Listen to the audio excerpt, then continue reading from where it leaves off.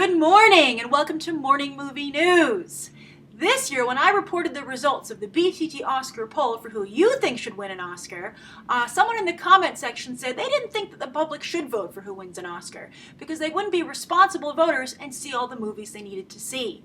But it turns out that the actual Academy voters aren't responsible anyway, as last week two of them admitted publicly, it might have been anonymously, but still publicly, they admitted to having voted for 12 Years a Slave for Best Picture without having actually seen the film.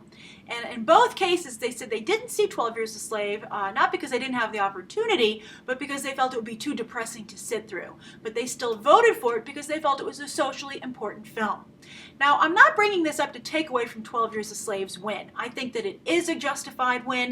I think an argument, of course, can be made for other films. I don't think it was a slam dunk as the best film of the year, but I do agree it was a socially important film, and I have no problem with it having won. And I think over time, it definitely fits in with previous winners. It can stand up there, not just as like a token choice, but as a legitimate peer to those other films that have won. However, I do feel that Saving Mr. Banks was a better film. I do feel that Her was a better movie. And I think that there were better films last year about race relations, such as Mandela, Long Walk to Freedom, Fruitvale Station, The Butler, 42. In fact, I would, to some degree, say all of those films were a little bit better and a little bit more bold and a fresh perspective on race relations than 12 Years a Slave. But at the end of the day, I think that it will stand the test of time and not just be a token choice up there, but stand shoulder to shoulder with the other films that have won for Best Picture. But the reason I'm bringing it up is because I think that something needs to change with the way the Academy does vote for films. I think that this happens time and time again.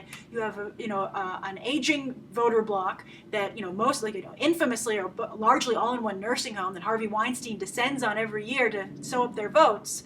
I don't know what happened this year, but I think that there's just too much campaigning, too much politics, too much political correctness instead of genuinely voting for the best film. And the Oscars are supposed to be that one awards show which genuinely rewards quality of film. And where this stuff shouldn't be coming into play. Let that be the Golden Globes. This should genuinely just be about what was the best film. So I think there are two routes you could go here. I think on the one hand, you could make it so that every voter has to physically attend a screening. And I'm sorry, some people might be like, oh, I'm too old to go to a screening. Well, then I guess you're just too old to be a voting member of the Academy. I mean, they can, if they're all at this one senior citizen home, just bring the movie to them. But I would say you need to physically go to a screening. Because, I mean, you could say you just have to watch the movie and it would unlock digitally, but I think that someone could just watch it and go walk away and go do something else and just let it run. So I think you have to physically go to a screening, be checked in, and you have to see all the contenders before you would be allowed to vote in that category. Before it would unlock digitally, because now you vote digitally. So they could just say, "I'm sorry, you haven't been approved to vote in this category." So that's one way to go.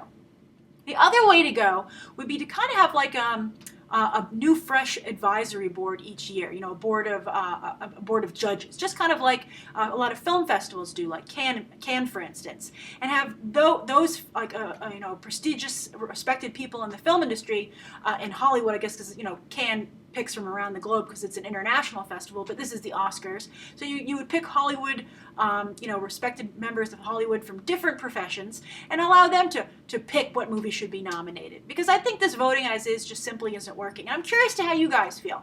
Are there some of you who don't care how 12 Years a Slave won just as long as it won? And there were people in this, there's been coverage of this, voting without having seen the movie. And a lot of people said that they felt they didn't care how 12 Years a Slave won, just that it was important that it did win and that it was an important step in the healing process of dealing with slavery in the United States.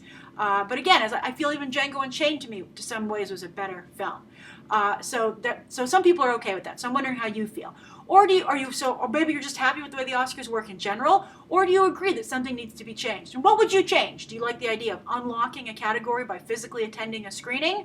Or do you like the idea of perhaps an advisory board that changes every year and they're the ones who make these selections? So I'd just be curious to how you guys think, because I think the Oscars, having people vote for movies they haven't seen is just the height of ridiculousness and just really undercuts the seriousness and the legitimacy of the Oscars, which should be the most legitimate and the most serious. All right, so that's the first story of the day. The second story of the day, speaking of the Oscars and how they're easily manipulated with these campaigns, Mark Wahlberg, now of course was very disappointed that he didn't get anything for The Fighter. That was that film that Christian Bale and Melissa Leo both won Oscars for. It was David O. Russell's return to form that Mark Wahlberg helped orchestrate because he was a producer on that film, but Mark Wahlberg himself really got no attention for it. So he's going to try again, and now he's taking a page from Matthew McConaughey's book and Jared Leto's by losing a lot of weight to play this role in The Gambler. It's coming out in 2015. And he said publicly that his goal is to get as skinny as possible. And he's basically playing a literature producer. I think that'll be the true stretch. Mark Wahlberg is a literature professor who has a gambling problem, and he gets involved with some gangsters. And so that's what the movie's about. It co-stars Jessica Lange and Brie Larson, both two actors who are pretty hot right now. Jessica Lange, thanks to American Horror Story, and Brie Larson coming off of Short Term 12. She was up for the Sarah Connor role in Terminator. She didn't get it, but she's showing up here. And then also the director is Rupert Wyatt from Rise of the Planet of the Apes. So I do like the way this film is coming together, but I have to say, I kind of resent this easy manipulation of the Academy that if you want to win an Oscar, lose a bunch of weight. I think, McConaughey and Leto, of course, that was an important factor, I think, in their wins, but they also turned in great performances, and they were brilliant campaigners, as I've discussed. I mean, for Wahlberg, I just feel something smacks of this as Wahlberg going, well, I guess that's what it takes. Maybe DiCaprio, if that works for Wahlberg, DiCaprio, stop eating, that's how you'll get your Oscar. And I think the Academy really has to watch out. As I said in my coverage of the, when I talked about the BTT results, and you also voted for Leto, I said, is this a Ripley's Believe It or Not award? What are you rewarding here? So I think this should be discouraged, because not only is it cliche and it shows that, not everything's being taken into account with a performance, but it's dangerous for the actors. I mean, I believe Tom Hardy has said he's had to stop doing weight fluctuations for roles because he was told by his doctor it was unhealthy. I think Tom Hanks, when he was diagnosed with diabetes, his doctor said that his rapid weight loss and weight gain for roles had a factor there. Of course, he famously lost weight himself for Castaway and also for Philadelphia. That was another role where he really physically changed himself, and he won the Oscar there for Philadelphia. So I think that the Academy is enabling these actors to really harm themselves, and really, I mean, do they want to be that obvious about what it takes to win an Oscar? So I'm interested in this film, but it does take me out of it that Mark Wahlberg seems to be playing some kind of Oscar game, which is more important to him than perhaps the actual film itself, and doing a good job there. All right, so that's the second story of the day. The third story of the day is The Raid is going to be remade in Hollywood. Now, of course, the sequel is coming out. It's getting a lot of attention. It's an Indonesian action film, if you haven't heard of it. Really a huge cult following. But of course, inevitably, America wants to remake it. But interestingly, Gareth Evans, the writer-director of the Indonesian films, it's interesting, he's a Welsh writer-director working in Indonesia. He's involved in this American remake. He's an executive producer on it. I think it's probably going to help him get inside with the studios here if he wants to move to American filmmaking. But the director is going to be Patrick Hughes, hot off of the Expendables 3. And the fact they signed him, I think, is a very good sign for the Expendables 3. That film must be looking pretty good as it's coming together in the rushes, or the dailies, I guess.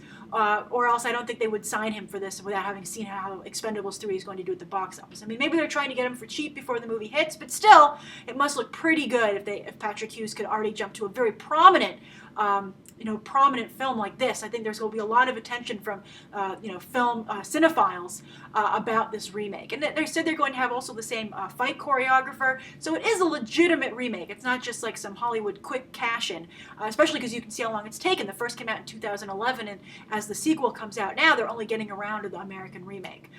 So we'll see. I think Dredd has already covered this and was the American remake of The Raid. Very similar storylines. I think Dredd was fantastic, by the way. But maybe this will work. With the right casting, it could work. Although, interestingly, in the past, American remakes haven't really done that well. They haven't really captured the heat of the original foreign films. I think one of the few exceptions is The Departed, which was a remake. I think the original was called like Internal Affairs or Infernal Affairs, and I think maybe because there was such a big change, the title changed, and they were able to really distance themselves from the original. But I think that The Raid has enough of a hook here in the United States that it will be hard for them to distance it. If they cast A-listers, though, it could work. But I'm very curious to how you guys feel. Would you give this a shot? I mean, a lot of people were very offended by the Old Boy remake. They felt it was offensive to remake that film, and that failed.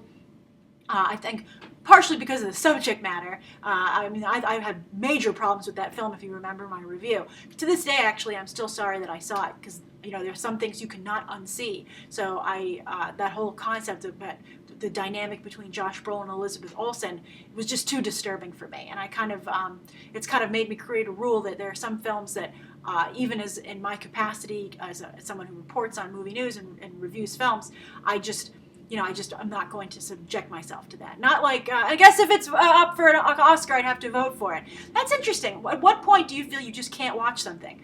I think that if you've seen Old Boy, you'll know that deals with, this is a spoiler, so just in case you haven't seen Old Boy, you might want to skip to the viewer question. But, dealing with incest, I think, is, and not even like a true story, just trying to come up with the sickest thing that you can, that is to me something that I find really despicable and distasteful, and I don't want to expose myself to. But then slavery is something that happened to real people. 12 Years a Slave is a real story. I think that's something that you owe it to those people to see. But it's interesting now that I find myself in the same situation.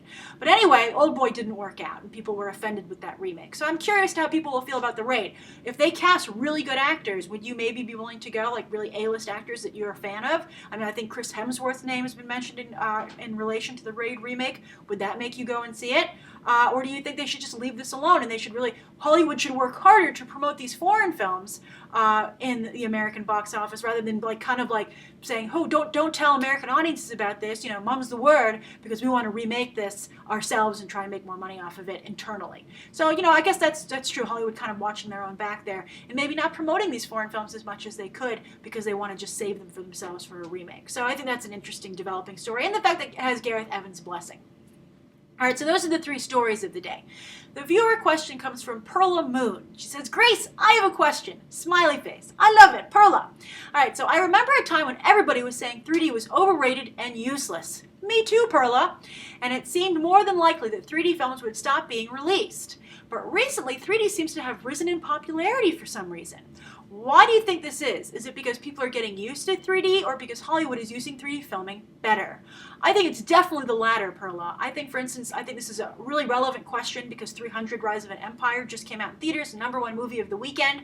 And it's interesting because that is a great example of 3D being used quite well to not only to heighten the film and largely being released just in 3D. If you look at the theater breakdown, they had very few 2D showings that you could go and see. They, usually Hollywood recently has been, to the point where they actually, for animated films, they alternate between 3D and non-3D showings because so many people are opting out of 3D.